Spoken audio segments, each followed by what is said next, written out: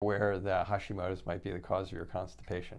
It's stunning to me how many people have no idea that they've had constipation like forever and that their thyroid was the problem. So Hashimoto's, immune attack against your thyroid, heart palpitations, anxiety, panic attacks to different degrees for some of you. There's actually some of you don't have those symptoms yet. That's called silent autoimmunity. But in the end, the core of Hashimoto's is that it's a hypothyroid problem. The thyroid itself gets beat up by the immune system, okay?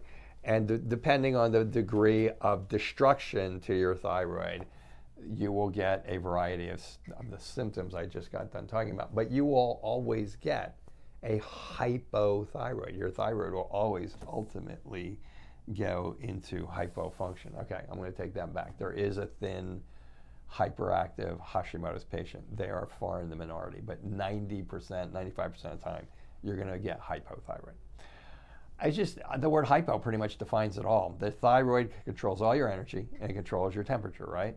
But it controls your energy. It literally, so when it slows down, it slows everything down. I could talk about hypothyroidism, constipation, hypothyroidism of female hormones, and hypothyroidism and poor digestion and stuff like that relative to that. So hypothyroid, I think, is the #2 cause of constipation that I see in my practice. #1 cause of stress, by the way, chronic stress.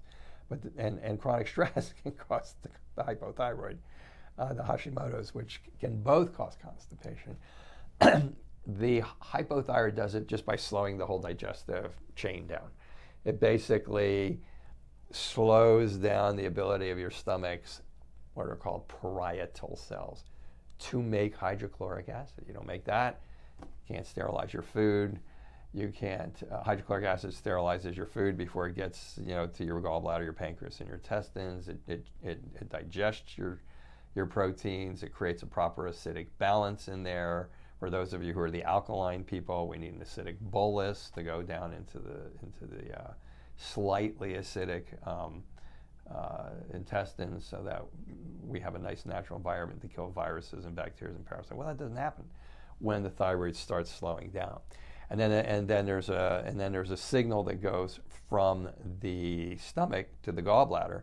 So the stomach tells the gallbladder not to work because it doesn't have enough hydrochloric acid, and the bolus is not acidic, and the bolus is not chopped up. But also, the thyroid directly causes your gallbladder to get slower and to not eject your bile the way it should be. It's called an ejection fraction. And for those of you who've had your gallbladders checked, had them taken out, you know what an ejection fraction is because that's what they measure. They measure how your gallbladder is pumping, and they look at stones and stuff like that. But this will cause you to create stones, despite what you eat. And then same thing with the pancreas. It slows down the pancreas. So now you're not making enough digestive enzymes. You're not making enough hydrochloric acid. Your gallbladder is struggling, and they want to take it out. So let's give you omeprazole, antacids for your stomach, and let's take your gallbladder out, and let's give you something for your pancreas. Maybe you go to an alternative practitioner for your pancreas and get pancreatic enzymes, and so let's give you all that, and the person feels better temporarily, but that's only going to last a while because if the thyroid's still a problem, everything's going to keep slowing down. All of that is going to cause you to not digest your bolus right. All of that is ultimately could lead to anything. It could lead to inflammation on the inside of your stomach. It could lead to leaky gut. It could lead to food sensitivities. It could lead to small intestinal bacteria overgrowth. Eventually, it could lead to you having massive food sensitivities. But it certainly is going to lead to you having constipation because you're not digesting anything. The inside of your intestines isn't going right. So the waters aren't going to be absorbed, the nutrients aren't going to be broken down right, the acidity in your stomach is going to become alkaline, and all that stuff is going to cause you to have constipation. So, I mean, it's really a very, very common cause of constipation. So what's the solution for that, by the way? What is the solution for that? Is the solution to take antacids for your stomach? or even hydrochloric acid, even apple cider vinegar, which will help temporarily, okay? Or is it to take pancreatic enzymes, or is it to take like bile salts for your gallbladder, or take all that and then come in here and tell me, I already cured all that. I already healed all that. I get that a lot. a little button on that. Because it's kind of like, well, what are you doing here? You know, you're doing here because you haven't really dug in and figured out what the root cause of the problem was. Now, the root cause of the problems in my office is usually going to be Hashimoto's and or chronic stress responses, or both.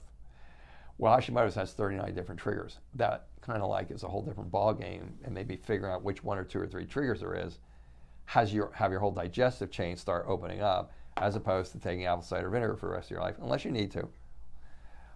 Unless you have like autoimmune gastritis, or you have something wrong with your stomach that can't make hydrochloric acid, you know, or have your gallbladder out. I had my gallbladder out and everything felt better. You need your gallbladder. Let me tell you, you need your gallbladder, and then you have and your pancreas. So that's Hashimoto's / hypothyroidism and constipation, and it's you know, well, we'll use things which you already know about. Well, I mean, we'll use smooth tea. We'll use magnesium, 400 or 500 milligrams. We'll use whatever it is there, depending on what the person has. If they have Parkinson's, or if they have some like neurodegeneration, we might use neurotransmitters. But there's a number of things we can use to get people's bowels moving. But that's hopefully temporary. You know, do that in the beginning, because you want a person's bowels moving. Why do you want your bowels moving? Because it feels better. But because that's the final part of detoxification, is getting all those toxins into the toilet. So we'll do the Dr. Google, if you will. You can look online and see all that, and we'll do that in the beginning, while we then go back and attack the root cause to ultimately be able to establish a proper digestive chain, so that that person's bowel movements become normal. And boy, a lot of things change when you do that. Okay. I think that'll do it for today.